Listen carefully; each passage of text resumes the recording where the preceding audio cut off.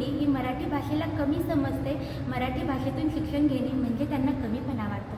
ज्या मातीत आपण वावरतो तिचाच आपण तिरस्कार करतो. बाळ जन्मताच आपण त्याला मराठीत अंगाई गीत गातो. तेच बाळ 3 वर्षाचे होताच त्याच्या हातात इंग्रजीची पुस्तके देतो.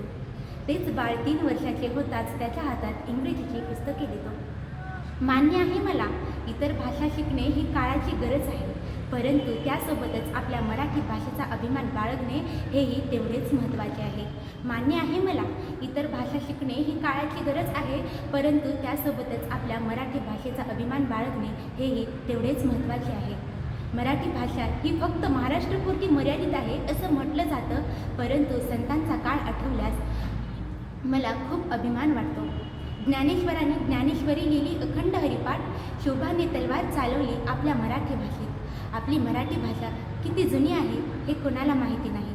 जगातील प्रत्येक माणसं ही आपल्या जातीसाठी मात्र नक्की लढतात, परंतु जातीसाठी लढता लढता माझ्या मराठी मातीसाठी लढणं ते कायम विसरतात.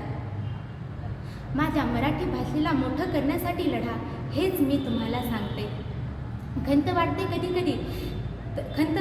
कधी तंत्रज्ञानातील जगाकडे बघताना, डिस्को डान्स पाहता पाहता आपल्या लावणीला विसरताना. किती चांगली आहे आपली मराठी भाषा, किती चांगली आहे आपली मराठी भाषा.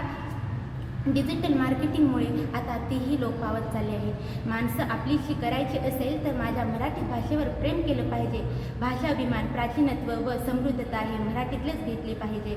भाषा अभिमान, समृद्धता व प्राचीनता हे मराठीतलेच घेतले पाहिजे. जय महाराष्ट्र.